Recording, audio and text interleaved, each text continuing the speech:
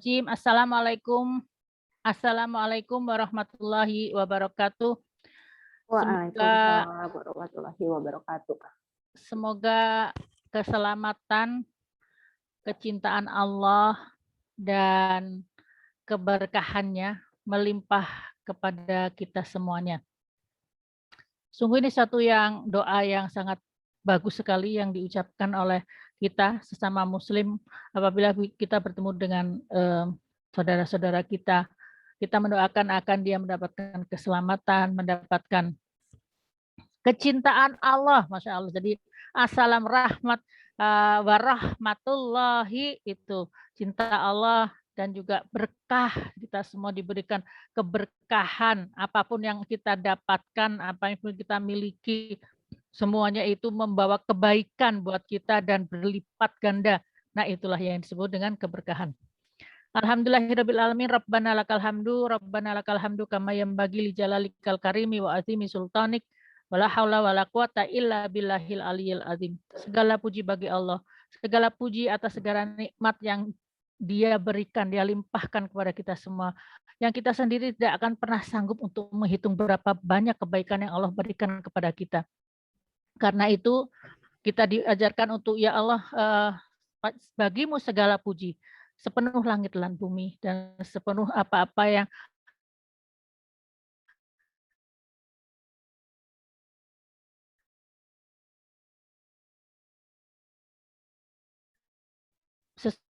sesuai dengan derajat karunia Allah, bagaimana kebaikan Allah, bagaimana perbuatan Allah, bagaimana sifat-sifat Allah, maka kita hanya bisa mengatakan segala puji bagi Allah sesuai dengan kemuliaan wajah-Mu. Baik, Masya Allah, alhamdulillahirabbil alamin. Hari ini kita akan melanjutkan pembahasan kita tentang surat Al-Kahfi. Surat Al-Kahfi ayat 47 sampai dengan ayat 49 insya Allah ya. Ini kita minggu lalu sudah lama ya, 2 minggu lalu ya. 2 minggu lalu kita membahas apa ya? Kita membahas tentang ayat terkait dengan takdir. Kalau tidak salah ya. Coba kita refresh dulu. Oh ya, Marina tak punya yang minggu lalu enggak? Kalau tidak ada, tidak apa-apa.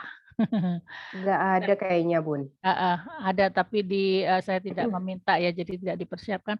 Mohon maaf. Jadi kita kemarin sampai pada penjelasan Allah tentang wadrib lahu masalal hayatid dunya kama in anzalnahu minas sama, tentang bagaimana perumpamaan kehidupan di dunia ini yang dia ibaratnya ibaratnya seperti air hujan. Ya, air hujan dilimpahkan kepada Allah yang menyuburkan tumbuh-tumbuhan, kemudian setelah itu akan kering diterbangkan oleh angin. Yaitu kapan kering? Ketika dunia itu menjadi selesai atau kiamat atau mati atau manusia menjadi mati.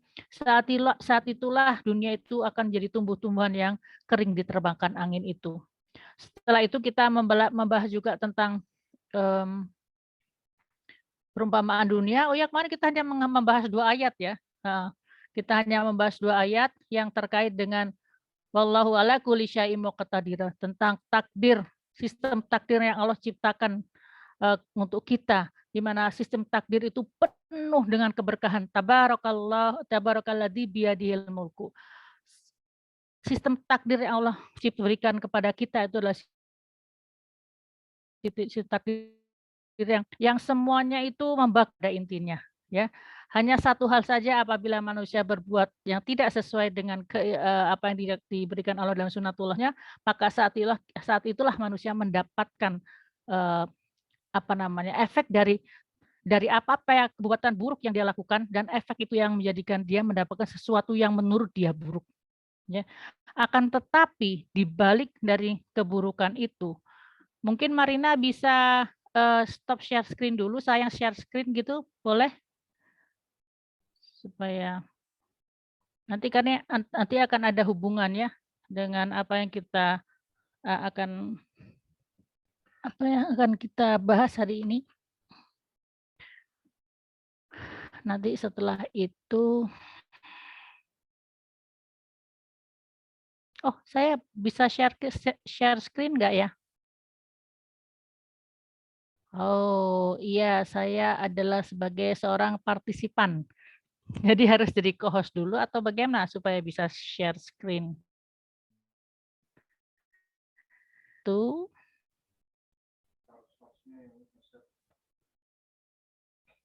Iya, ada yang bisa membantu saya, mungkin TIK untuk supaya saya bisa share screen. Karena ini kita udah 2 minggu ya, jadi halo, Bentar, apakah Bunda. Marina bikin Bunda jadi co-host atau host ya, co-host? bentar. Ya, co-host.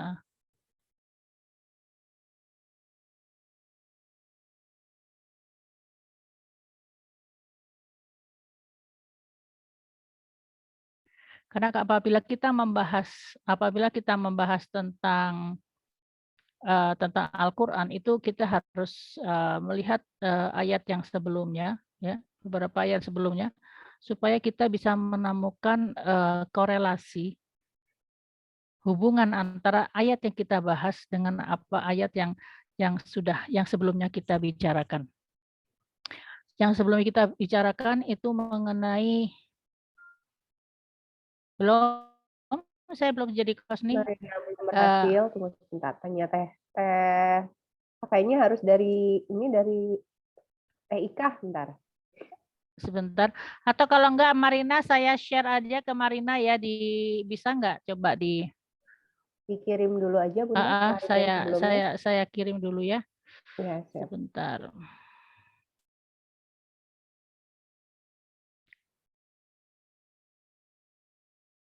Sudah saya kirim. Silakan. Ini yang terakhir kita bahas minggu lalu. Ya, jadi terkait dengan sistem takdir yang Allah ciptakan untuk kita. Sistem takdir itu penuh dengan keberkahan, penuh dengan kebaikan. Apabila manusia berbuat baik, maka Allah akan memberikan kepadanya 10 ya, minimal 10 kebaikan daripada apa yang dilakukan oleh manusia ini ya. Dan apabila manusia itu berbuat yang buruk, maka dia hanya akan mendapatkan satu keburukan saja. Jadi ini sesuatu yang itu saja sudah merupakan satu hal yang berkah, yang sangat baik. Karena Allah memberikan kebaikan itu balasan kebaikan jauh berlipat ganda dan membalas keburukan yang manusia lakukan hanya dengan satu. Nah, kemudian kan ada yang bertanya loh, kok bisa kalau misalkan gitu kenapa banyak yang menjadi penghuni neraka ya? Ada yang bertanya begitu. Ya karena manusia itu sendiri lalai untuk bisa mengenal Tuhannya dan juga mengenal bagaimana sistem takdirnya dan terlalai dengan kehidupan dunianya sehingga dia tidak bisa memahami, tidak bisa melihat yang sebenarnya tentang hakikat daripada kehidupan ini. Oke. Dalam ayat yang terakhir disebutkan wallahu ala kulli syai'im muqtadiro, bahwa sesungguhnya Allah adalah zat yang paling sempurna dalam membuat sistem takdirnya. Allah, kenapa sistem takdir ini dibuat? Karena sistem takdir ini adalah yang menjadikan nanti semuanya akan tercatat di dalam buku catatan amal ya. Dan dengan adanya sistem takdir ini, maka segala sesuatunya menjadi jelas dan terang, sehingga ada hukum sebab akibat yang terjadi di dunia ini yang nanti berefek pada kehidupan akhirat kita nanti. Dan semuanya itu sistem takdir itu dibuat oleh Allah supaya kita supaya menjamin keadilan. Ya, jadi supaya nanti tidak ada yang bisa protes lagi. Kenapa kok dia masuk surga ya? Itu manusia yang lain nggak akan bisa protes. Kenapa? Karena sudah ada sistem takdir itu yang segala sesuatunya dan sistem takdir ini berlaku untuk semua manusia. Ya, dalam sebuah ayat disebutkan di sini surat Al-Yunus, innallaha la yadzlimu an-nasa syai'a walakin an-nasa anfusahum yadzlimun. Sesungguhnya manusia Allah tuh la yadzlimun nasa syai'a, sedikit pun tidak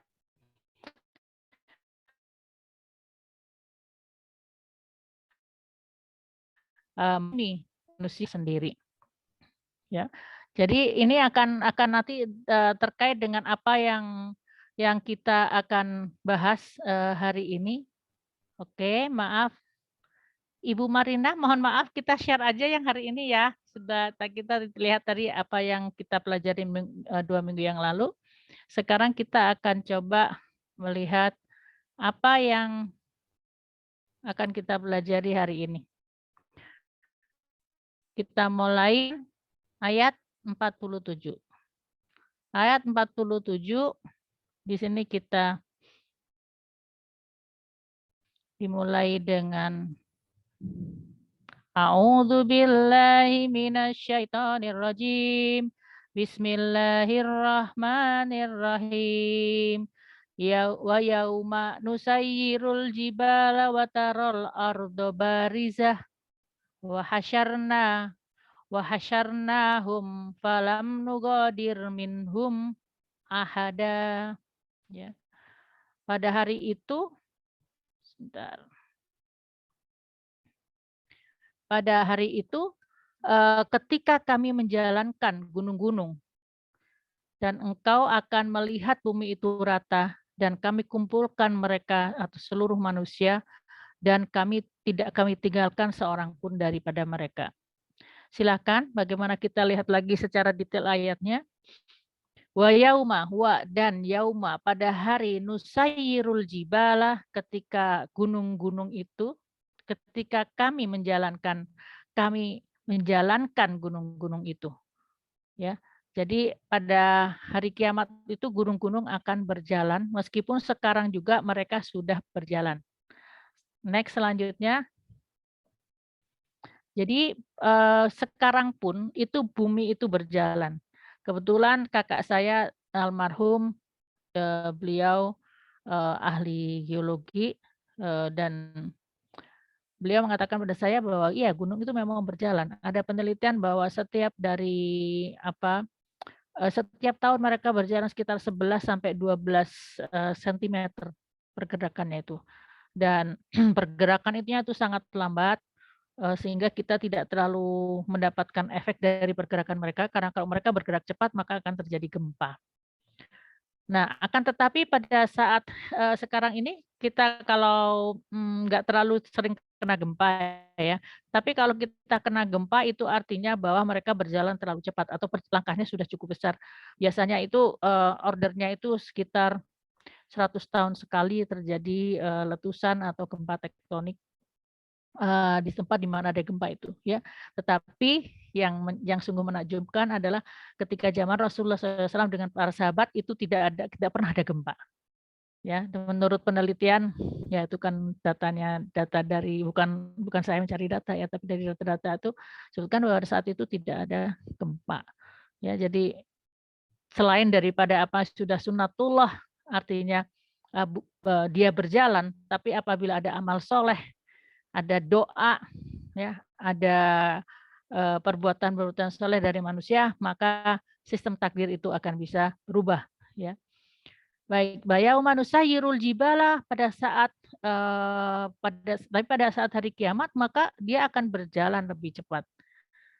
Wa yauma yunusayyirul jibala wa taral ardo barizah. Nah, setelah itu wa taro dan kamu akan melihat al ardo bumi itu menjadi barizah, menjadi rata. Ya. Jadi di sini saya sedikit tampilkan ilustrasinya. Ketika sekarang ini sebelum hari kiamat, maka kita lihat banyak sekali gunung-gunung yang indah di muka bumi ini, dan ketika nanti wa yauma nusayyirul jibala, ketika hari kiamat, ketika berjalanlah gunung-gunung itu dan kemudian hancurlah gunung-gunung itu dan kemudian bumi itu akan menjadi barizah, menjadi rata. Nah, ketika bumi ini menjadi rata, maka saat itulah hari kiamat mulai. Ya, karena inilah ada beberapa ulama yang mengatakan, ya ada beberapa ulama yang mengatakan bahwa padang mahsyar itu sebetulnya bukan di mana-mana, tapi ini pendapat ya, pendapat saya. Kita kan nggak pernah tahu apa yang terjadi nanti gitu. Padang mahsyar ada sebagian ulama mengatakan berdasarkan ayat seperti ini bahwa hari padang mahsyar itu terjadinya ya di sini ini. Jadi kita ada di sini gitu loh, tidak kemana-mana gitu. Ya, jadi, pada saat itu kemudian mulailah padang mahsyar. Ketika bumi sudah hancur dan menjadi rata, maka, eee eee, terja ada adal terjadilah, episode selanjutnya dari kehidupan itu ya sebenarnya ini yaitu padang mahsyar. Dan di dalam surat At-Toha juga disebutkan ya ketika, mereka bertanya tentang gunung, maka katakanlah wahai Muhammad bahwa Tuhanku akan menghancurkannya di hari kiamat sehancur-hancurnya. Maka dia akan menjadikan bekas gunung-gunung itu datar sama sekali, tidak ada sedikit pun kamu lihat tempat yang rendah maupun yang tinggi. Nah, ini menjadikan ini adalah surat yang terkait dengan, ayat ini, ya ayat 47. Kenapa sih Mbak, kok Mbak Ani mencantumkan ayat yang lain? Ya saya karena memang di dalam metode tafsir itu adalah satu ayat kita dijelaskan dengan ayat yang lain, dengan ayat Al-Quran lain, setelah itu dengan hadis, setelah itu dengan, penjelasan daripada ahli tafsir. Ya sehingga, kita mendahulukan firman Allah daripada kata-kata manusia ya. Wala tuqaddimu baina yadayillahi wa rasulih wattaqullah. Hendaklah kamu mendahulukan Allah dan Rasulnya, ya. Kalau kamu agar kamu menjadi orang-orang yang bertakwa. Selanjutnya kita lihat next. Ya, ini masih dalam satu ayat ya. Wa hasyarnahum falam nugadir minhum ahada. Dan hasyarna kami akan mengumpulkan mereka itu manusia itu akan kami kumpulkan falam maka lam tidaklah kami tinggalkan minhum dari mereka itu ahadan seseorang. Artinya semua orang akan hadir di padang mahsyar, tidak terkecuali besar maupun kecil ya, dewasa, maupun sudah tua, laki-laki maupun perempuan, dari bangsa Arab maupun bangsa Indonesia, ya dari segala bangsa itu semuanya akan dikumpulkan, di padang mahsyar ini tanpa terkecuali. Kebayang ya banyaknya berapa ya? Sekarang ini kita berapa miliar sih? Sekitar 6 sampai 7 miliar ya. Itu dalam sekarang. Kalau dahulu dengan ditambah dengan yang dahulu, wallah alam ya berapa triliun manusia akan dikumpulkan. Ya. Dalam surat Al-Waqiah disebutkan juga kul innal awwalina wal akhirin ya. Katakanlah sesungguhnya orang yang awwalina, orang yang dulu, yang awal wal akhirin dan orang yang akhir itu akan dikumpulkan ya ila miqati yaumin maklum, akan dikumpulkan pada suatu tertentu pada hari yang sudah kita kenal apa yaitu hari setelah hari kiamat atau hari padang mahsyar ya. Dan dalam surat Hud dikatakan bahwa hari kiamat itu adalah satu hari yang semua manusia dikumpulkan dan hari itu adalah hari yang disaksikan oleh para malaikat ya. Jadi kalau di sini saya lihat ilustrasinya adalah haji.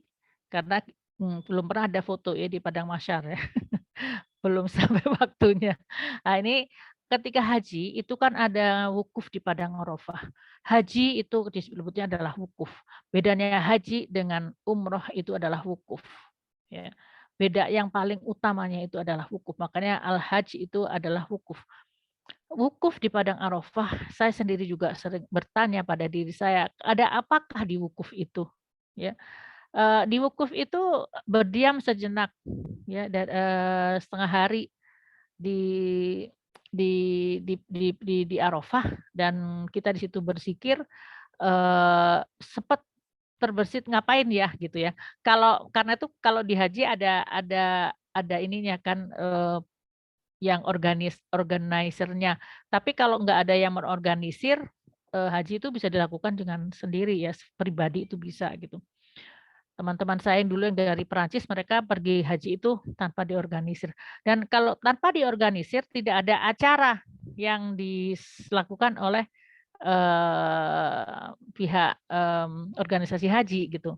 Nah ngapain kalau nggak di situ, ini orang-orang pada diem aja. Iya memang, di wukuf di padang Arafah itu adalah, berzikir, tempat berzikir. Tidak ada apa-apa yang dilakukan di situ, tidak ada kegiatan duniawi yang dilakukan di situ. Semuanya menunggu menunggu nanti waktunya wukuf selesai, dan setelah itu mereka berangkat ke Musdalifah untuk bermalam di Musdalifah. Dulu, sempat terbesit, "Kenapa sih? Ngapain sih?" Kan nggak ngapa-ngapain gitu di wukuf. Tidak ada di situ tidak disebutkan, harus sholat sekian rakaat atau harus apa, nggak ada. Ya, cuman disunahkan untuk banyak berzikir, itu aja, ya. Dan apakah wukuf? Wukuf itu adalah latihan, atau visualisasi dari nanti di padang mahsyar. Ya, itu ternyata itu yang disebut dengan haji. Haji itu intinya adalah wukuf di Arafah, dan wukuf di Arafah itu adalah berdiam diri, ya, berdiam diri. Dan ini adalah seperti contoh kecil ketika nanti kita di padang mahsyar. Saya mohon kepada Allah agar siapapun yang ada di sini yang sudah bisa berhaji, sudah berangkat haji agar bisa datang kembali ke sana, mungkin tapi dalam bentuk umroh. Dan buat saudara-saudara yang hadir di sini, teman-teman yang ada di sini yang belum pernah haji, saya mendoakan agar Allah melapangkan urusan, memberikan rezeki, memantapkan niat untuk bisa insya Allah datang ke Arafah dan merasakan padang mahsyar. Ya, insya Allah. Aminkan ya teman-teman. Amin ya Allah ya Rabbal Alamin. Baik, selanjutnya, slide selanjutnya.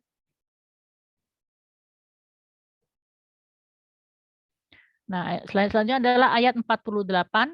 Wa uridu ala rabbika soffa laqad ji'tumuna wa uridu ala rabbika soffa. Dan mereka akan dibawa ke hadapan Allah dengan soffa, bersaf-saf, berbaris seperti kalau kita sholat itu sof, tapi kan sof ya, soffa. Jadi mereka manusia itu di hadapan Allah itu akan berbaris dengan rapi. Laqad ji'tumuna khalaqnakum awwala marrah, dan sesungguhnya kamu akan datang kepada kami kama seperti khalaqnakum, seperti kondisinya seperti ketika kami menciptakan kamu awwala marrah, ketika awal-awal kamu diciptakan, yaitu ketika bayi, ya. Bal za'amtum alan naj'ala lakum mau'ida, dan sesungguhnya kamu menganggap bahwa kami tidak akan menetapkan bagi kamu waktu berbangkit sesuai dengan mau'ida yang sudah dijanjikan. Silakan.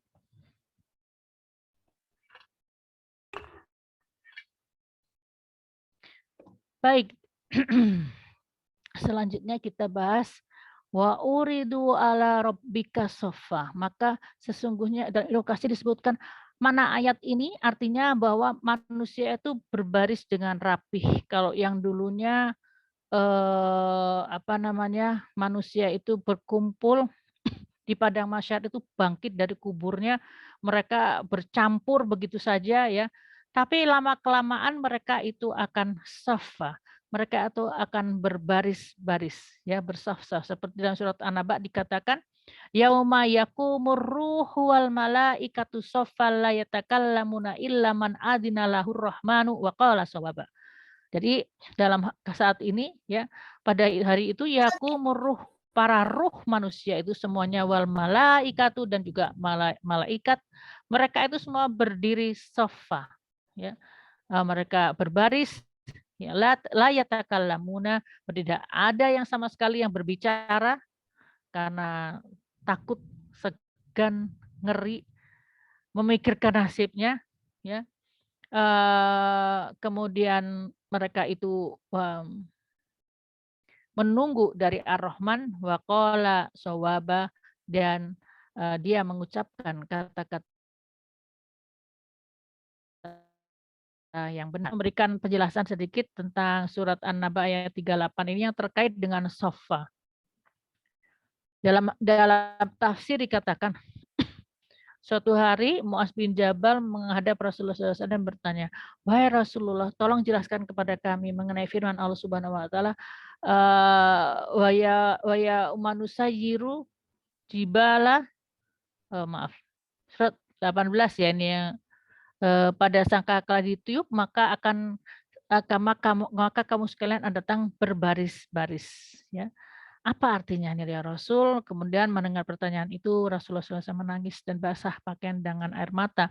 Lalu menjawab, "Wahai Muaz, engkau telah bertanya kepada aku perkara yang sangat besar, bahwa umatku akan digiring, dikumpulkan, berbaris-baris menjadi 12 barisan, dan masing-masing dengan ciri-cirinya sendiri."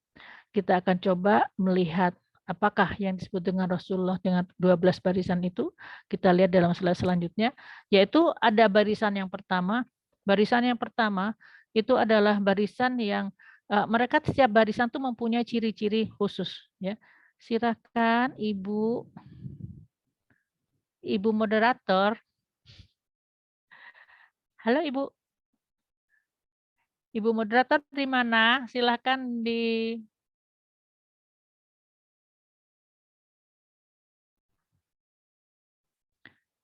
ya.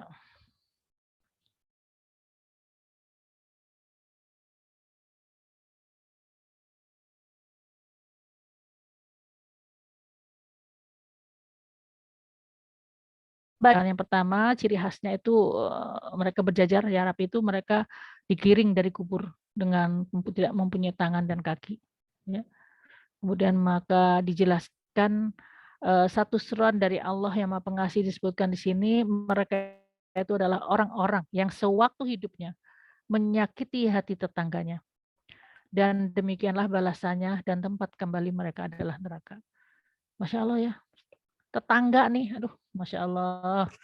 Jadi tetangga, hati-hati dengan tetangga, ya. Jadi kalau waktu hidupnya menyakiti hati tetangganya, maka dia dibangkitkan dari kubur dengan tidak bertangan dan berkaki. Naudzubillah min dzalik.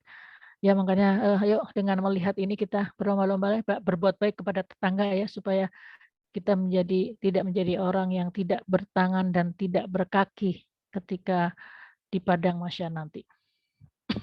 Barisan kedua adalah mereka yang digiring dari kubur berbentuk babi hutan. Kemudian disebutkan dari sisi Allah penjelasannya, yaitu mereka itu adalah orang-orang yang sewaktu hidupnya meringankan sholat, ya. Maka inilah balasannya dan tempat kembali mereka adalah neraka. Meringankan sholat artinya di sini dia tidak mengambil penting dengan Allah yang memberikan kepada dia segala kebaikan. Barisan ketiga adalah mereka yang bentuk keledai. Mereka mempunyai bentuk badan yang seperti keledai, sedangkan perutnya itu penuh dengan ular dan kalajengking. Ini adalah orang-orang yang enggan untuk membayarkan zakat. Tempatnya adalah di neraka. Jadi kelihatannya ketika saya ada di barisan di padang mahsyar itu saya udah agak mulai kelihatan yang mana masuk surga, masuk neraka ya. Bahkan kalau ketika kita masuk di alam barzah itu, ketika alam kubur pun sebetulnya akan ditampakkan ketika dia mati, dia akan ditampakkan dia akhirnya di mana.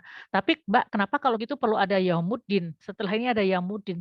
Ya yaumuddin untuk supaya manusia tidak bisa melihat dengan segala bukti yang ada dari kitab yang nanti akan dibagikan, sehingga tidak akan ada yang protes. Semuanya akan speechless, nggak akan bisa bicara, karena memang hanya itulah kebenaran yang ada.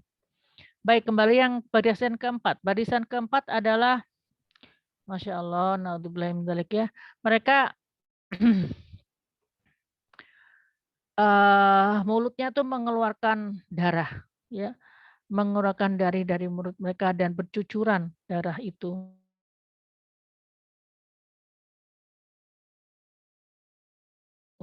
Yaitu mereka adalah orang yang tidak benar. Itu disebut sufifin. Alladzina idza talu 'alan nasi yastauhun wa idza kalum awazanuhum yukhsirun. Bahkan ada surat yang khusus tentang para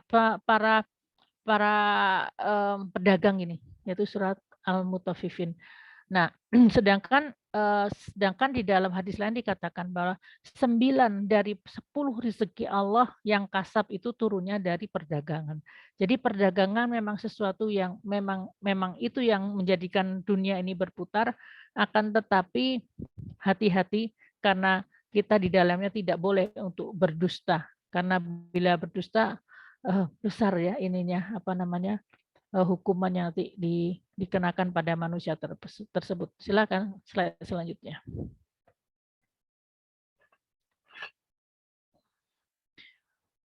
Barisan kelima.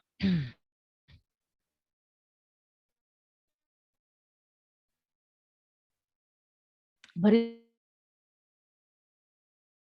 kelima adalah itu dengan bangkai, dan ketika Allah menurunkan angin, maka bau busuk itu menyebar ke seluruh penjuru padang mahsyar dan semua orang membaui bau bangkai itu. Yaitu ini buat siapa? Yaitu untuk orang yang menyembunyikan perbuatan jahatnya karena takut diketahui oleh manusia, tapi dia tidak takut kepada Allah. Jadi dia takutnya sama manusia, tidak takut kepada Allah. Di sini seperti sebetulnya intinya seperti la ilaha illallah ya. Jadi tidak mensekutukan antara Tuhan dengan yang lain. Ya, apa yang disekutukan yaitu kehormatan dirinya. Ya di sini dia tidak takut kepada Allah, tapi dia takut sekali sama manusia. Jadi menjadikan manusia, pandangan manusia itu menjadi ilahnya, menjadi sesembahannya gitu. Masya Allah, naudzubillah min dzalik. Baik, yang keenam itu adalah mereka yang digiring ke padang mahsyar dengan kepala terputus dari badan. Ya, mereka itu yang menjadi orang yang menjadi saksi palsu. Jadi bersaksi untuk sesuatu yang tidak benar. Yang ketujuh adalah mereka yang ke padang mahsyar tidak mempunyai lidah, tapi mulut mereka penuh dengan nanah dan adalah orang yang enggan memberi kesaksian di atas kebenaran. Kalau yang tadi saksi palsu, yang keenam kalau ketujuh tidak mau bersaksi untuk yang benar. Yang kedelapan adalah mereka yang ada di padang mahsyar itu dalam keadaan terbalik dengan kaki dan kakinya itu ke bawah dan kepalanya ke bawah dan kakinya ke atas. Ini disebutkan dalam surat Al-Mulk ya, tentang orang-orang kalau tidak salah ayat 22 ya, tentang bagaimana ada manusia-manusia yang memang berjalan dengan mukanya ya, wujuhum muswaddah ya, dan mereka adalah orang-orang yang berbuat zina. Selanjutnya kita lihat yang bagian ke-9 sampai bagian ke-12 yang terakhir ya. Ke-9 adalah mereka yang ke padang mahsyar dengan berwajah hitam gelap, matanya biru, dan dalam diri mereka penuh dengan api yang bergemuruh. Yaitu mereka yang makan harta anak yatim dengan cara yang tidak sebenarnya. Barisan ke-10 adalah mereka yang di padang mahsyar itu dengan keadaan punya penyakit kusta. Di sini sopak dan kusta. Saya kurang tahu apa itu sopak ya. Kusta yang jelas memenuhi penampilan kulitnya, dan mereka adalah orang durhaka kepada kedua orang tuanya. Barisan ke-11 adalah barisan yang mereka tuh buta matanya ya. Gigi mereka memanjang. Jadi kayak itu ya, kayak raksasa gitu ya. Giginya memanjang seperti tanduk lembu jantan, bibir mereka melebar sampai ke dada. Jadi bibirnya tuh ketarik sampai ke gimana sih? Bibirnya melebar sampai ke dada. Oh, jadi bibirnya melebar sampai ke dada dan lidahnya menjulur sampai ke perut, dan yang keluar dari mulut mereka adalah kotoran. Mereka adalah orang yang minum arak. Barisan ke-12 adalah kumpulan orang-orang yang beriman kepada Allah yang mereka datangkan dengan wajah yang bersinar-sinar laksana bulan purnama, dan mereka itu adalah orang-orang yang beramal soleh, banyak berbuat baik, dan menjauhi perbuatan durhaka, memelihara sholat 5 waktu, dan meninggal ke dunia dengan keadaan yang selalu bertobat, dan inilah mereka yang mendapatkan surga, mendapat ampunan, kasih sayang, dan keridhaan Allah yang Maha Pengasih lagi Maha Penyayang. Ya Allah, catatkanlah kami menjadi orang-orang yang ada di barisan 12 ini. Jadikanlah kami mudah untuk menjauhi hal yang buruk, dan bantulah kami untuk bisa memelihara sholat waktu, dan berikanlah kepada kami kesenangan untuk selalu bertobat atas segala dosa dan kesalahan kita. Amin ya Allah ya Rabbal Alamin. Baik, selanjutnya adalah wa uridu ala rabbika soffa laqad ji'tumuna kama khalaqnakum awwala marrah bal za'amtum. Oh, tadi sampai bal, maaf. Laqad, la itu artinya la itu artinya sungguh, qad artinya sungguh. Jadi ini adalah taukid atau menambah bobot daripada sungguh yang dimaksud oleh Allah dalam kalimat ini. Selanjutnya, laqad ji'tumuna, kamu sekalian datang kepada kami, kama seperti apa yang khalaqnakum, ketika kami menciptakan kamu sekalian, awwala marrah, ketika kamu yang awal-awal kalinya. Jadi ketika lahir. Maka manusia itu dikumpulkan di padang mahsyar dengan kondisi seperti bayi, tidak mempunyai pakaian, tidak mempunyai perhiasan atau modal sedikit pun, tidak punya sepeda, tidak punya motor, ya, tidak punya mobil, ya. Mereka tanpa modal, semuanya sama. Dan dalam hadis disebutkan ada Aisyah radhiyallahu anha yang bertanya kepada Rasulullah, "Wahai Rasulullah, apakah mereka tidak kan Aisyah ini kan wanita soleh, dia selalu menutup badannya kan, istri Rasul kan semuanya menutup mukanya, menjaga kehormatannya. Sedangkan bagaimana kalau misalnya tidak pakai pakaian gitu di sana? Kan malu sekali gitu." Maka Aisyah pun bertanya, kata Rasulullah SAW, hari itu manusia hanya berpikir tentang nasibnya. Apa yang akan terjadi setelah ini, dan apakah dia menjadi orang-orang yang sukses atau dia orang masuk ke dalam neraka. Jadi orang saat di padang mahsyar itu pikirannya galaunya tuh cuma satu itu. Dan mereka shock berat melihat bahwa padang mahsyar itu ada. Shock ketika melihat bahwa manusia semuanya menunggu. Manusia bingung. Manusia, jadi artinya ini hari akhir, akhirat itu ada. Itu shock. Ya. Kita meskipun kita meyakini akan hari akhir, tapi kita juga akan shock ketika kita mendapatkan bahwa hari akhir itu dimulai. Ya.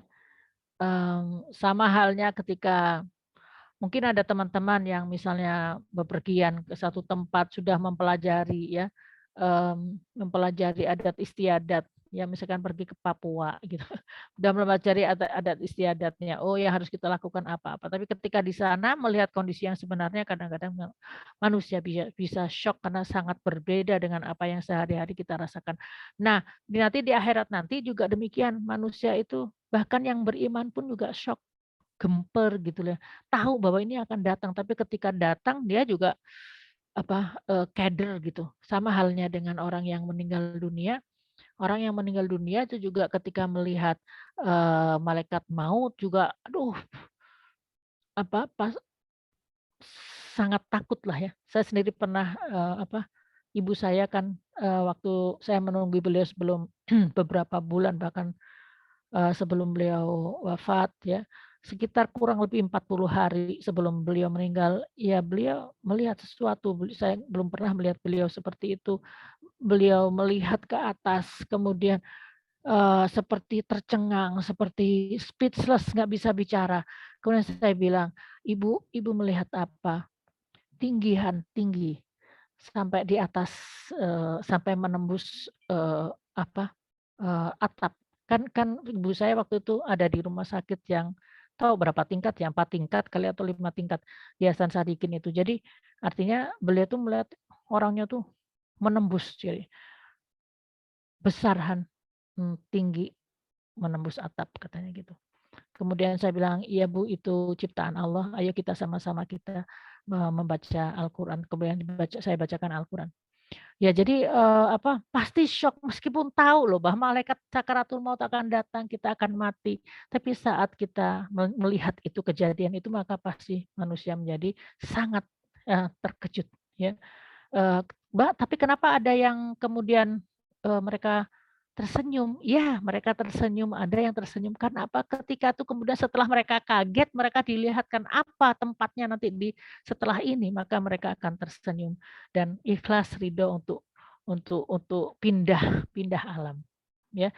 Nah, ini biasanya orang-orang yang beriman yang Allah karuniakan, berikan kasih sayangnya, saat itulah kemudian, dibukakan apa yang terbaik yang ada di depan matanya, dia akan ridho dan akan menjemput, kehadirat Allah Subhanahu wa taala, ya. Baik, jadi ini kembali lagi kepada bahasan kita selanjutnya, bal za'amtum allan naj'ala lahum mau'ida. Bal enggak bal itu artinya, eee, tidak, tapi untuk menafikan sesuatu. Jadi, dalam bahasa Arab itu kalau kita bahasa Indonesia kan ada cuman ada ya, dia dan tidak. Kalau kalau dalam bahasa Arab itu ada satu lagi untuk menafikan kalimat yang sebelumnya, ya, atau kondisi yang sebelumnya dia pakai kata bal, ya. Kalau positif dia jadi negatif, kalau negatif jadi positif. Bal, tidak demikian sebetulnya, za'amtum, kamu itu sebetulnya menyangka bahwa lan itu dari an dan lan. Jadi, bahwa, kamu tidak akan naj'ala menjadikan lakum bagi kalian apa-apa yang mau idan, apa-apa yang sudah dijanjikan. Kan kita udah janji, Allah sudah bilang sampai maaf ya, berbusa-busa di dalam Al-Qur'an bahwa di dalam, setelah ini dunia ini ada hari akhir, setelah ini, akan ada, alam barzakh, kemudian ada alam kubur, ya alam barzakh atau alam kubur, kemudian ada, yaumul ba'ats atau hari berbangkit, setelah itu ada yaumuddin, ada ya itu sudah apa namanya, sudah diulang beberapa kali oleh Allah di dalam Al-Quran. Tapi za'amtum, kamu menyangka bahwa Allah itu, tidak akan tidak akan menjalankan apa-apa yang perjanjian yang sudah disebutkan oleh Allah. Jadi, memang ya kita tuh kalau sudah terlena oleh dunia ya, kita astagfirullahaladzim, senang hidup di dunia ya, semua serba ada, tidur enak, badan sehat, keluarga banyak, makan-makan, rasanya itu akhirat kayak nggak ada gitu. Sama, saya juga merasakan seperti itu. Selalu aja lupa. Tapi kalau udah masuk Quran, baca Quran, inget, ya Allah, ada ini Allah sebutkan dalam Al-Quran. Makanya Al-Quran sebutnya adalah tadzkirah. Sebagai satu peringatan ya, untuk kita, untuk manusia. Dan mengingatkannya itu berulang kali, karena memang manusia sering sekali mereka lupa dengan apa-apa yang Allah janjikan kepada kita. Karena itulah kita memang harus sering-sering untuk membaca Al-Quran, supaya kita menjadi ingat gitu, hakikat daripada kehidupan kita di dunia ini dan apa yang menunggu kita nanti setelah ini, setelah kehidupan ini. Ya, selanjutnya, saya masih punya waktu berapa menit lagi, Ibu moderator? Tinggal 10 menit lagi, Bunda. Oke, alhamdulillah. Jadi pas nih ada ayat terakhir ya. Ayat ayat 49 disebutkan wa alkitabu fataral mujrimina musfiqina mimma fi ya wa yaquluna, dan kemudian diletakkanlah kitab catatan amal, diletakkan wa disajikanlah catatan amal itu, lalu engkau akan melihat bahwa orang-orang yang mujrimina itu merasa ketakutan terhadap apa yang tertulis dalam kitab itu. Dan mereka berkata, ya wailatana, sungguh celaka kami. Apakah kitab itu yang dia menuliskan, di dalamnya tidak ada yang tertinggal, yang kecil maupun yang besar, melainkan semuanya tercatat. Dan mereka dapati semua apa yang telah mereka kerjakan itu tertulis di dalam kitab itu, dan Tuhanmu tidak menjalimi seorang dari kamu sekalian.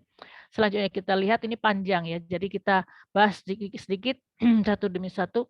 Wa wudi'al kitabu fataral mujrimina musyfiqina mimma fih, dan kamu lihat orang-orang mujrimin. Siapakah mujrimin? Mujrimin al-mujrimuna al-mujrimina itu adalah orang-orang yang jaroma, yang mengerjakan jaroma, yang mereka berbuat dosa.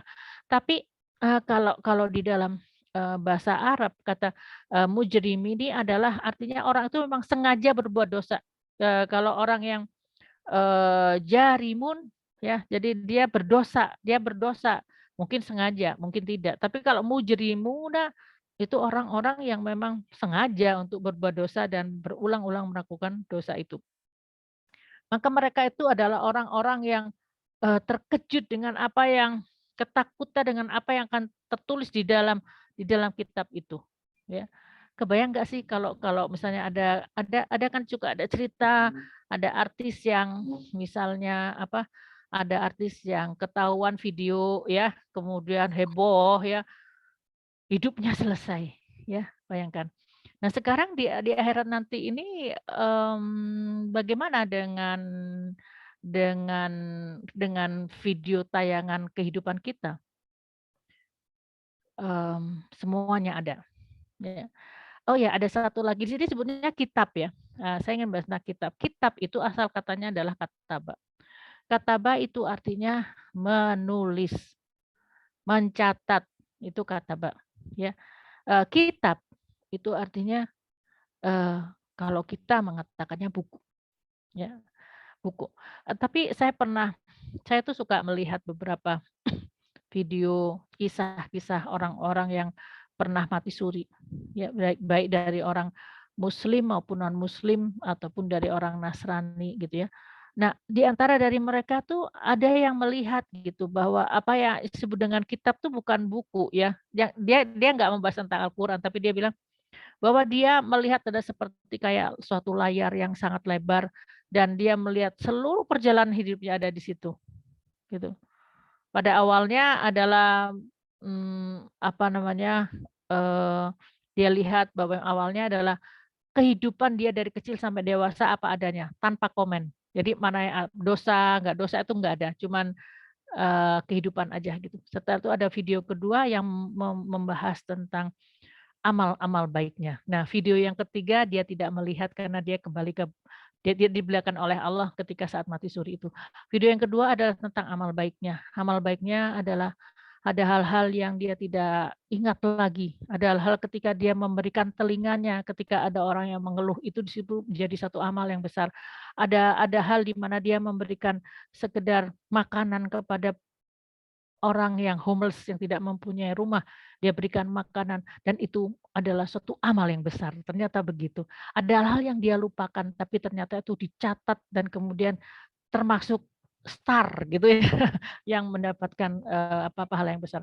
Nah jadi, dari situ, tidak berarti kita melihat kitabu itu artinya selalu adalah buku, tapi bisa jadi pokoknya intinya itu adalah record, sesuatu yang tercatat, ya. Dan mereka menjadi orang-orang yang al-mujrimuna, mereka sangat takut, mereka yaquluna, mereka berkata, "Ya wailatana," "Waduh celakalah kami ini, mali hadzal kitab." Ini tuh buku apa ya? La yugadiru shaghiratan wala kabiratan illa ahsaha. Di dalam buku ini, dia mencatat semua, dia tidak meninggalkan shaghiratan yang kecil maupun yang kabiratan yang besar, semuanya aja dicatat dan dihitung ila ahsoha, ya. Maka, tidak ada yang terlupa. Bahkan mungkin yang kita lupakan pun itu tercatat di dalam buku itu. Selanjutnya kita lihat lagi, wa wudi'al kitabu fataral mujrimina mimma fi, ini ada sebuah hadis ya, hadis, saya sebutnya hadis tumpukan kayu, yaitu ketika Rasulullah SAW selesai dari perang Hunain, beliau, turun dan beristirahat di sebuah tempat yang kosong, ya. Maka, Rasul bersabda, "Kumpulkan oleh kalian, barang siapa yang menjumpai batang kayu, hendaklah dia mengumpulkannya di tempat ini. Barang siapa yang menjumpai kayu bakar, hendaklah ia mengumpulkannya di tempat ini. Atau dia menemukan sesuatu yang lain, silakan bawa ke sini dan datangkan ke tempat ini." Tidak lama kemudian dalam waktu yang sangat singkat semua kayu telah terkumpul menjadi setumpuk kayu yang cukup banyak. Kemudian Rasulullah SAW bersabda, "Tidaklah kalian lihat tumpukan kayu ini? Demikian pula dosa-dosa terkumpulkan dalam diri seseorang di antara kalian, sebagaimana kalian mengumpulkan kayu-kayuan ini. Karena itu hendaklah seseorang bertakwa kepada Allah. Janganlah berbuat dosa, yang kecil maupun yang besar, karena sesungguhnya dosa-dosa itu dikumpulkan dalam catatan amalnya. Naudzubillahi min dzalik. Ya Allah, jadikan Allahumma ja'alna minal muttaqin. Jadikanlah kami orang-orang yang bertakwa ya Allah, agar kami takut untuk berbuat dosa. Amin ya Allah ya rabbal alamin. Silahkan selanjutnya. Kemudian dilanjutkan dalam ayat ini wajada wa wajadu ya.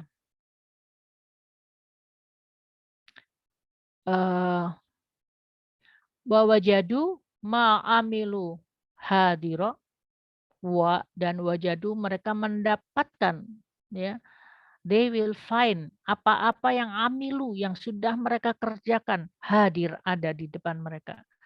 Apa yang dikerjakan oleh mereka baik yang tadi itu kan catatan keburukan, ada juga catatan kebaikan ya. Catatan kebaikan juga ada hadir yang besar maupun yang kecil. Dalam surat Al-Qiyamah disebutkan ya, bahwa manusia itu akan diberitahu tentang yauma idzim mimma qaddama wa akhir, akan ditahukan pada manusia apa-apa yang telah dikerjakan qaddama wa akhir, dan apa yang telah dia akhirkan, yang dia lalaikan ya. Masya Allah. Wala yadlimu rabbuka ahadan, dan tidaklah Allah itu zalim kepada salah seorang di antara kalian. Dan artinya di sini dalam Ibnu Katsir disebutkan Allah tidak akan memutuskan perkara di antara hamba-hambanya itu terhadap semua amal perbuatan mereka. Dia tidak akan menganiaya seorang pun dari makhluknya, bahkan dia pemaaf, mengampuni dan merahmatinya.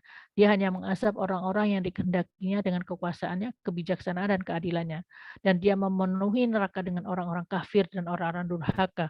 Kemudian orang-orang yang durhaka diselamatkan sesudah itu, tetapi orang-orang yang kafir kali dalam neraka, dia adalah hakim yang tidak melewati batas dan tidak pula berbuat aniaya.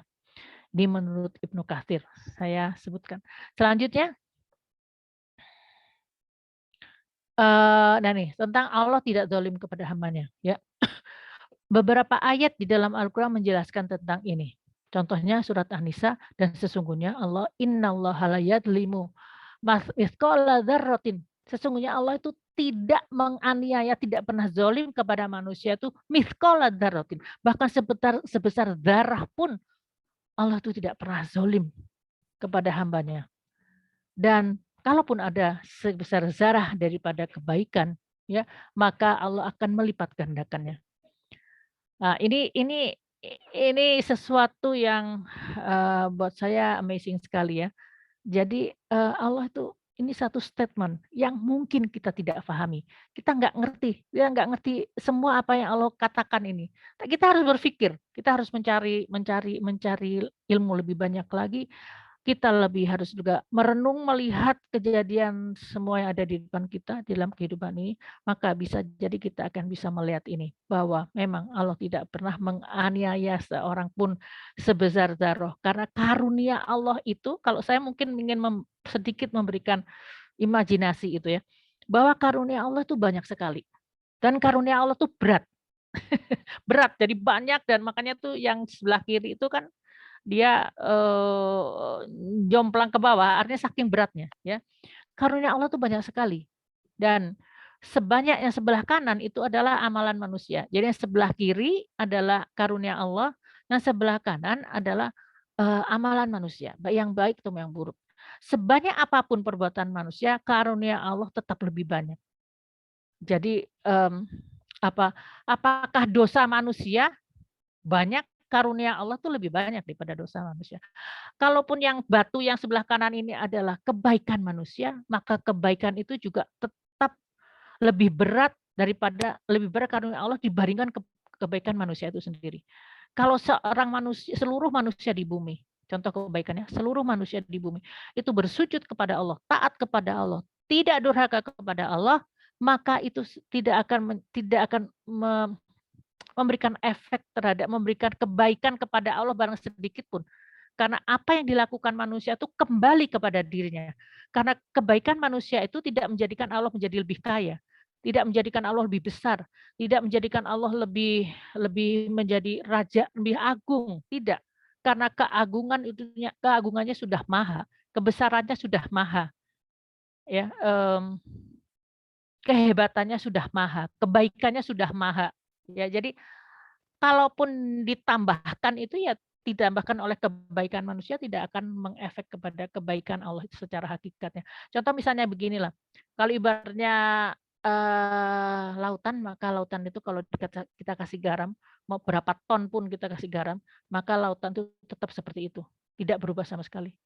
Dan berapa ton kita ambil garam, misalnya garamnya itu dikeringkan dan diambil, tetap aja, lautan itu asin, tidak pernah berkurang. Seperti itulah karunia Allah Subhanahu wa taala. Dan ya paham ya? Alhamdulillah teh ini paham ya. Jadi, kalau kebaikan ya, tapi kalau keburukan, manusia itu menghujat Allah. Allah tidak kurang satu apapun. Seluruh manusia durhaka kepada Allah. Allah tidak turun kemuliaannya. Tidak bisa dikatakan bahwa Allah sudah menciptakan makhluk yang buruk gitu misalnya gitu. Enggak. Allah tidak akan kehebatannya, kemuliaannya, kebaikannya, kebesarannya, itu tidak akan berkurang dengan kemaksiatan yang manusia lakukan. Yang rugi siapa dengan kemaksiatan itu? Yang rugi ya manusia itu sendiri. Inilah yang disebut sistem takdir ini seperti ini. Kalau saya berharap ya Allah, jadikan teman-teman yang di sini semua itu memahami tentang sistem takdir pada akhirnya. Memahami, oh begitu ya. Jadi setelah itu kalau sudah paham sistem takdir itu maka kita akan mudah gitu memahami kehidupan ini ya. Bahwa bahwa bahwa apapun yang Allah apa yang kita lakukan, apapun ternyata intinya adalah untuk kita sendiri. Itu statement yang powerful sekali. Pemahaman yang sangat powerful sekali. Karena kita akan takut berbuat buruk karena, kita takut keburukan itu akan meliputi diri kita. Seperti misalnya, "Man amila sholihan falinafsi wa man asaa fa'alaiha." Itu ayat Al-Qur'an yang sangat sangat sangat sangat bagus kalau kita bisa memahaminya. Apabila seseorang itu amilan sholihan, seorang berbuat baik, maka falinafsih. Jadi dia berbuat baik, kebaikannya akan muter gini ya, muter, balik lagi ke dirinya lagi gitu. Nah, jadi kalau berbuat baik itu semangat. Kenapa? Karena dia tahu nanti setelah ini akan muter kebaikan masuk kembali lagi kepada dirinya. Dia sedekah, dia balik lagi berlipat ganda. Sedekah 10.000 kembali minimal itu berapa tuh? Kali 10 berapa teh ini 100 10 jadi 100 ya. Sedekah misalnya nasi box, sedekah 5 maka akan kembali lagi. Ya, bukan tentu saja bentuknya bukan nasi box, tapi akan selevel dengan, eee, 50 nasi box, kayak gitu. Jadi kita akan semangat ya untuk berbuat baik. Kemudian, waman asaa fa'alaiha. Ketika seseorang tuh berbuat buruk, maka keburukan itu akan meliputinya. Jadi ke sana salah, ke sini gagal, ke sini juga gagal. Gagal mulu, padahal kegagalan itu menurut ayat ini adalah karena perbuatannya sendiri, ya. Oke, mungkin itu yang, sudah selesai ya, Marina, ya? Baik, Bunda, waktunya sudah lebih Ya, dari jam sudah habis. 5. Oke, kita tambahkan, kita masuk ke sesi tanya jawab dulu. Silakan, Marina. Kita masuk sesi tanya jawab aja ya, Bunda ya. Iya, silakan. Dicek dulu. Barangkali kakak para hadirin kajian memiliki pertanyaan, bisa langsung saja. Coba Mama cek dulu. Oh ini. Oke, saya mau silakan cek. Oh ya, ada pengumuman untuk teman-teman semua yang mau ikutan donasi, boleh kirim ke rekening Teh Siti Kusdiarti, Bank BJB, dengan nomor 0087165722100. Bisa di copy paste aja ya. Oke, nah ini ada pertanyaan dari Ibu Desi. Assalamualaikum, izin bertanya, saat hari kebangkitan hingga masuk surga atau neraka, apakah termasuk ruh dan jasmaninya, hingga dapat merasakan takut, panas, atau sejuk dan damainya? Terima kasih Mbak Hani. Ya. Waalaikumsalam warahmatullahi wabarakatuh. Wah, pertanyaannya nih ya. Pertanyaan seseorang yang penuh dengan keingintahuan ini kayaknya. Sama dengan saya. Saya juga suka kepoan, suka pengen tahu aja. Gak apa-apa, bagus ya. Jadi ya tentang ini kalau mau ditanya, Mbak Hani tahu nggak? Aduh, nggak tahu deh, belum pernah ke sana, belum pernah ke akhirat, dan akhirat itu tiketnya cuma satu, nggak balik lagi gitu ya. Jadi orang yang sudah pergi ke akhirat juga nggak akan bisa apa namanya tidak bisa untuk laporan gitu, kecuali yang mati suri. Iya, jadi itu pun sebagian dari pengalamannya saja. Jadi ya ini memang ulama juga banyak yang bertanya ya, memberikan penjelasan tentang ini meskipun walau alam pada akhirnya nanti kita yang tahu nanti di sana. Tapi ada beberapa hadis yang nyatakan bahwa hari berbangkit itu adalah kan kita nih kan ada ruh dan jasmani ya. Kemudian setelah itu masuk mati. Mati kita masuk ke alam ruh ya. Jadi jasadnya mati dan kita tinggal ruhnya aja yang hidup ketika di alam barzah. Maka kemudian adalah hari berbangkit. Hari berbangkit itu adalah ketika manusia itu bangkit dari kuburnya. Bangkit dari kuburnya itu dalam bentuk seperti apa? Saya berkata walau alam saya tidak tahu. Akan tetapi dalam beberapa kalau misalnya tidak dibangkitkan dengan jasadnya, maka kalau dibandingkan dengan jasadnya, berarti apa gunanya ada yang berbangkit? Kan ada alam ruhnya udah bangkit, masih hidup. Nggak perlu ada hari berbangkit, karena memang, ruhnya masih tetap hidup gitu. Makanya hari berbangkit itu ya sebetulnya bersatunya kembali jasad dengan ruh. Akan tetapi jasad dengan ruhnya itu akan berbeda dengan jasad ruh mmm, yang kita miliki sekarang, ya. Contoh misalnya ada berbeda. Jadi yang jelas, lebih besar. Jadi sikat mati di akhirat itu menjadi lebih besar supaya dia bisa lebih menikmati karunia yang Allah berikan dan dia akan merasakan akibat ketika di neraka kepedihan akhirat itu lebih dari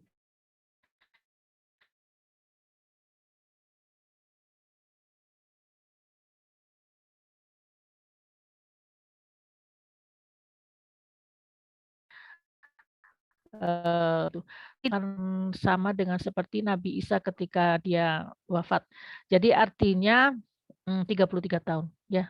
Itu golden age ya, cantik-cantiknya itu ya, ganteng-gantengnya usia 33 tahun. Jadi jangan khawatir, yang misalnya keriput nanti insya Allah bangkitnya usia 33 tahun, yang yang badannya endut nanti insya Allah inget-inget 33 tahun ompong lagi ya, ke sana giginya lengkap.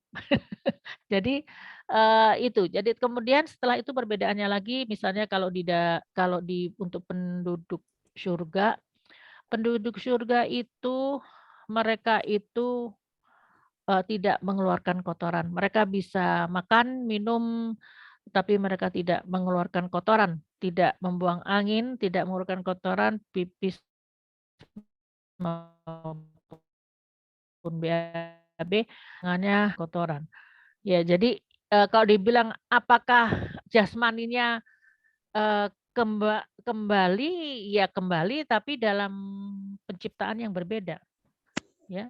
Dan mereka itu seperti halnya, ketika di surga itu mereka, abada, ya, mereka kekal kekal abadi ya di dalam surga, ya artinya badannya nggak pernah sakit. Oh iya maaf Dokter ini Mbak Desi ini dokter ya, mohon maaf Mbak Desi nanti di akhirat jangan buka praktek ya, kalau di surga jangan buka praktek.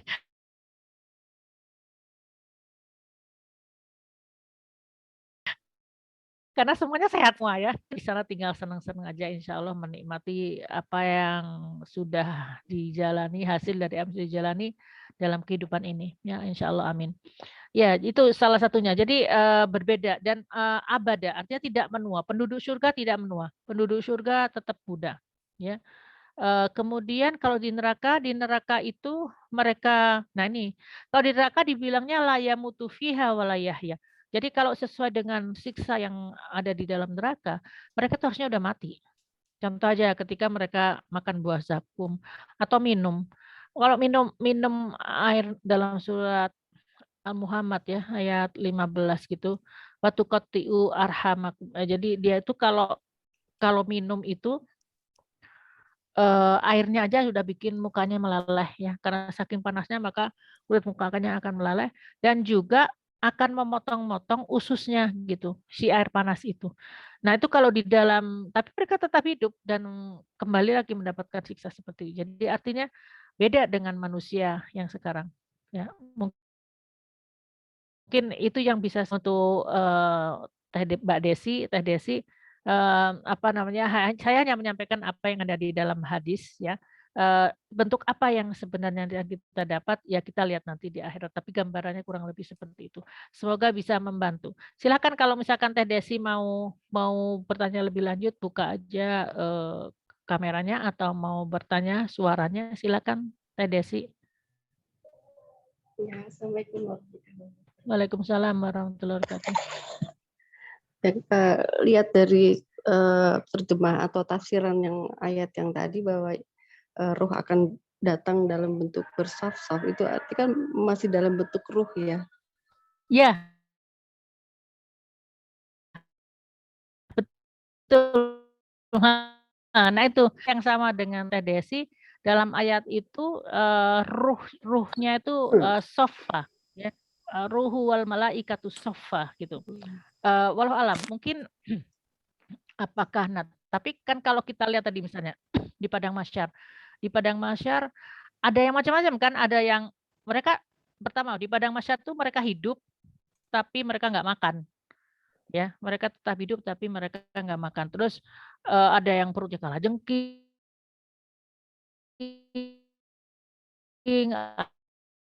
ada yang mukanya berjalan sebagainya.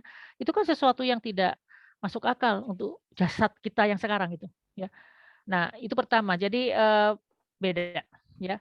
Tapi yang jelas ada jasadnya, cuma jasadnya berbeda, bisa jadi. Tapi masih identitasnya masih masih kelihatan si A, si B, dan si C-nya. Nah, kemudian kalau dibilang, ayat tadi, apa, ruhu wal malaikatu soffa, ya, apakah jadi gini, kalau manusia itu kan bentuk ada jasmani dan ada ruhaninya. Berarti kalau dia dikatakan ar-ruhnya saja yang soffa, ya berarti, ruhnya, yang paling tidak ruhnya tuh berbaris gitu, ya. Jadi saya ngelihatnya lebih ke arah memang kadang-kadang ada hal-hal yang kita tidak pahami ya Mbak Desi, saya sendiri juga nggak paham semua, saya sama, saya belajar seperti teteh-teteh sekalian. Tetapi kalimat itu juga, mengatakan ruhnya itu berbaris, itu kalau misalkan jasadnya juga berbaris kan, yang berdiri itu adalah jasad dan ruhnya. Jadi kalau ruhnya berbaris ya tidak bertentangan gitu loh. Paham nggak maksud saya?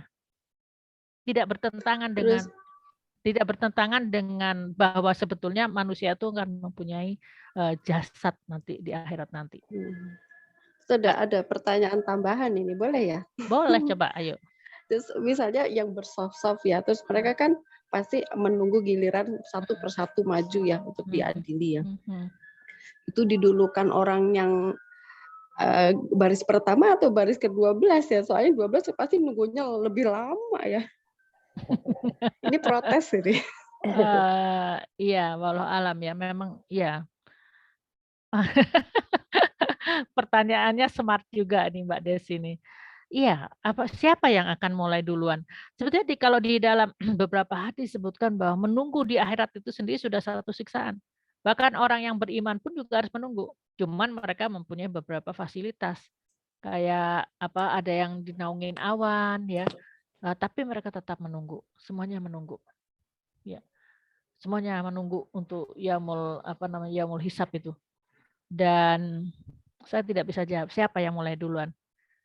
Walau alam, masih misteri karena rasanya nggak pernah ada tuh di dalam, saya belum pernah baca gitu. Mungkin kalau teman-teman di sini ada yang sudah pernah baca, silahkan sharing hadis tentang siapa yang duluan. Kalau siapa yang bangkit ada hadisnya, tapi siapa yang duluan apa namanya dihadapkan pada yaumul hisab, walau alam saya nggak tahu. Mohon maaf Mbak Desi mengecewakan, tapi saya nggak bisa jawab. Hmm, Nanti Terima kasih Mbak Edi. kalau satu ketika tahu jawabannya ya nanti saya share. Ya, makasih Mbak Edi. Sama-sama Mbak Desi. Baik Bunda, masih ada 2 pertanyaan lagi. Ya. Dari Teh Tini. Assalamualaikum, izin bertanya. Yang 12 barisan tadi itu hadis riwayat siapa ya? Yang ke-7 itu keadaannya gimana ya? Mohon maaf tadi kelewat. Oh ya. Sebentar. Oh iya, hadis riwayat siapa? Baik, tentang hadis riwayat siapa ini memang saya belum cek ya, karena hadis ini merujuk kepada penjelasan surat An-Naba ayat 38 yang surat ini menjelaskan menafsirkan surat Al-Kahfi yang kita bahas ini ya. Ayat Al-Kahfi yang kita bahas hari ini. Untuk bisa tahu jawabannya saya mungkin harus cek ke tafsir dari surat An-Naba 38 dan nanti moga-moga saya dapat jawabannya ya. Mohon maafin tadi belum sempat untuk mencek ke apa namanya tafsir ayat Naba ayat 38. Oke, yang ke-7 keadaannya itu yang gimana ya? Oh, yang ke-7 tuh maaf. Yang ke-7 adalah Marina nyatat Bunda. oh ya, Marina mencatat. Manusianya itu ruhnya itu tanpa lidah. Dia itu tidak mau memberikan kesaksian untuk kebenaran. Ya, dia itu menuju kepada masyar tanpa lidah dan mulutnya dari mulut yang tanpa lidah itu keluar nanah dan darah. Dia itu adalah untuk orang yang enggan memberikan kesaksian ketika dia tahu sesuatu tentang kebenaran sesuatu tapi dia tidak mau bersaksi. Seperti itu. Artinya ketika dia tidak mau bersaksi, artinya orang yang benar tidak mempunyai saksi. Artinya apa? Orang yang benar ini bisa kena penalti. Penaltinya apa? Bisa jadi dia dapat hukuman di penjara 15 tahun atau dia bisa aja dia dihukum mati, dia dikucilkan dari masyarakat untuk sesuatu yang tidak dia lakukan. Maka orang yang menyembunyikan kebenaran itu di padang mahsyar akan karena dia tidak mau berbicara, harusnya berbicara itu kan berbicara yang benar, ya, membela orang yang benar. Nah, ketika dia tidak mau berbicara, maka dia seperti tidak mempunyai lidah. Maka di padang mahsyar dia akan dibangkitkan dengan tanpa lidah, akan tetapi dari mulutnya itu akan keluar nanah dan darah. Gitu. Naudzubillahi min dzalik. Mungkin begitu Teh Tini. Bunda, kita lanjut ke pertanyaan selanjutnya ya. Ya. Ini pertanyaan dari Iis. Teh Iis ya. Assalamualaikum Mbak Hani, ini dengan Iis. Berarti salah satu faedah dari sistem takdir adalah agar manusia lebih berhati-hati dalam dan lebih sadar dalam menjalani kehidupan. Masalahnya, setiap keputusan dan perilaku yang dilakukan ada reward dan punishment-nya. Mungkin seperti itu baru bisa saya paham. Kalau salah mohon dikoreksinya. Ternuhun. Jempol. Betul. Ini yang saya mau. Berarti Teh Iis sudah mulai mempunyai titik terang tentang sistem takdir. Ya. Berarti sistem takdir itu memang intinya ada reward and punishment. Dan sistem takdir itu ada di dalam Al-Quran.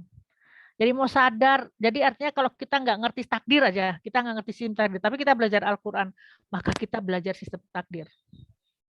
Itu, ya kan Coba nanti kalau membaca Al-Quran terjemahannya atau paham bahasa Arabnya, lihat ternyata di situnya adalah kalau ini maka kalau A maka B, ya.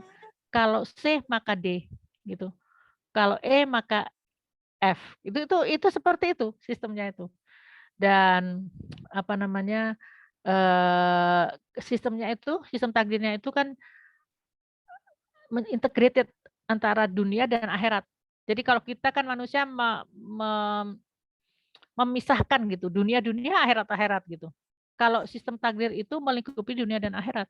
Jadi reward and punishment-nya itu bisa ada yang di dunia, ada yang di akhirat. Gitu. Dan contoh aja misalnya begini, Teh Iis, kayak kita sedekah ya. Kita sedekah 100.000 ya. Kemudian ternyata yang balik ke kita, yang kita sadar nih, balik ke kita itu 100.000 atau 200.000. Yang 800 kemana? Yang 800 itu karena sistem takdirnya. Kita kan mikirnya gini kan, ini dunia ya, dunia. Terus ini akhirat. Jadi kalau misalkan kita pikir, padahal sistem takdirnya ini kan dunia akhirat seperti ini, baliknya itu. Nah, tapi kalau dunia aja kan berarti baliknya mungkin 1 apa 2 rewardnya itu. Yang 8 kemana? Yang 8 untuk akhirat. Gitu. Atau bisa jadi yang 8-nya itu untuk tolak bala kita, untuk penjagaan dari Allah untuk kita gitu. Ya. Jadi memang itu sistem takdir itu adalah reward dan punishment. Seperti apa ya? Karma ya, tapi bukan karma yang orang sana gitu, orang bukan, tapi ini itu adalah artinya setiap kita berbuat sesuatu selalu ada efeknya. Makanya kalau kita mau efek yang bagus, selalulah berbuat baik. Kadang-kadang kita nggak ngerti juga efek baiknya itu apa. Kan kita nggak ngerti surga itu seperti apa nikmatnya. Tetapi karena kita punya iman, kita yakin bahwa itu akan memberikan efek baik, maka kita akan selalu berbuat baik. Ya, dan sama juga seperti Teh Is tadi bilang, berarti dia akan hati-hati. Nah, hati-hati dan dalam menjalani kehidupan. Apakah hati-hati dalam menjalani kehidupan? Itulah yang disebut dengan takwa. Takwa itu berhati-hati di dalam menjalani kehidupan. Takut berbuat dosa, takut berbuat salah. Contoh misalnya kalau di dalam riwayat disebutkan Umar bin Khattab berkata, apakah itu takwa? Takwa itu adalah ketika kita berjalan dan di jalan itu ada batu, ada duri, ada banyak halangan, ada lubang, ya. Maka orang yang bertakwa adalah orang yang berjalan dengan hati-hati, melihat di mana dia akan meletakkan kakinya supaya dirinya tidak mendapatkan sakit karena jatuh ke lubang atau kena air comberan atau kepelitek atau ada batu kerikil yang banyak dan atau tersandung. Itulah yang disebut dengan takwa. Gitu. Betul, saya senang sekali mendapat tulisan dari Teh Iis ini karena ini menggambarkan dia sudah mulai memahami apa yang disebut dengan sistem takdir.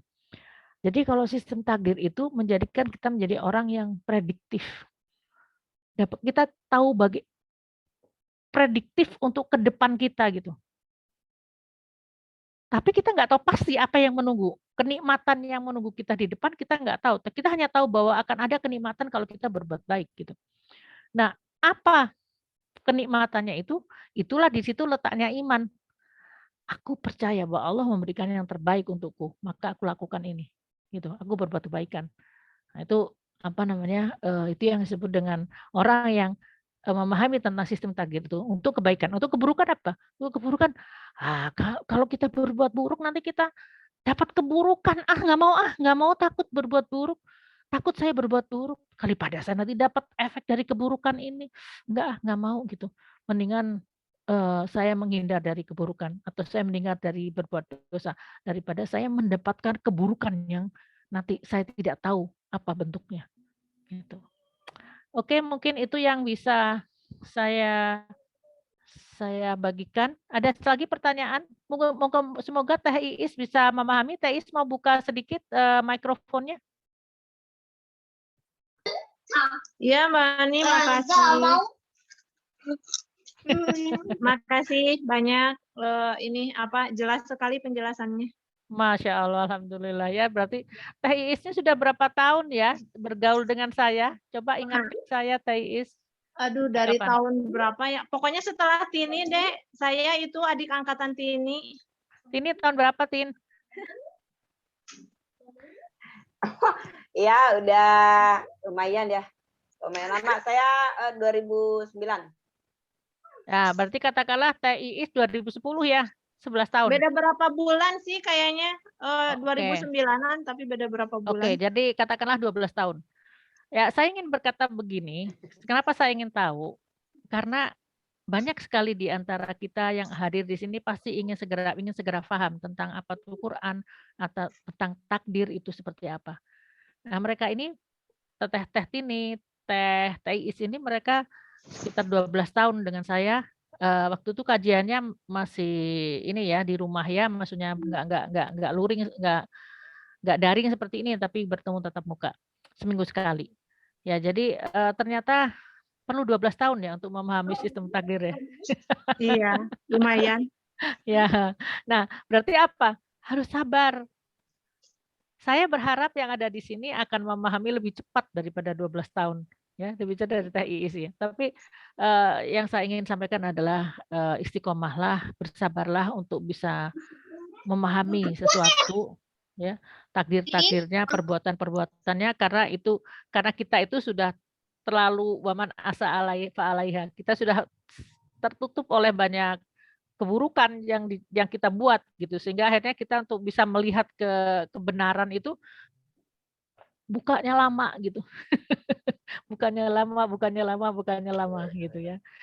Tapi insya Allah pintu tetap terbuka dan apapun yang kita pahami asalkan ketika kita masuk ke alam lain, maksudnya setelah ajal menyebut kita, selama kita itu masih tetap ingin mendekat kepada Allah, meskipun ada kebodohan-kebodohan yang kita tidak tahu, yang kita belum sempat untuk mengupgrade ya ke knowledge atau ke pengetahuan maupun keimanan kita, tapi kita insya Allah menjadi orang-orang yang bertobat dan masuk ke dalam orang-orang yang dicintai oleh Allah Subhanahu wa taala. Ya, satu hal lagi sebelum berpisah, saya ingin pesankan bahwa bagaimana sih kalau ada yang bertanya, gimana sih caranya kita supaya bisa catatan amal kita baik, maka hendaklah kata Allah Subhanahu wa taala, ikutilah keburukan itu dengan kebaikan. Setiap kita berbuat buruk, berbuat dosa, selalu tambahkan kebaikan karena kebaikan itu akan menghapus keburukan. Ya. Insya Allah demikian yang bisa kita sampaikan untuk hari ini. Terima kasih atas kehadirannya. Semoga kita juga bisa bertemu minggu-minggu depan untuk membahas lagi kalimat-kalimat Allah yang menakjubkan ini. Silakan.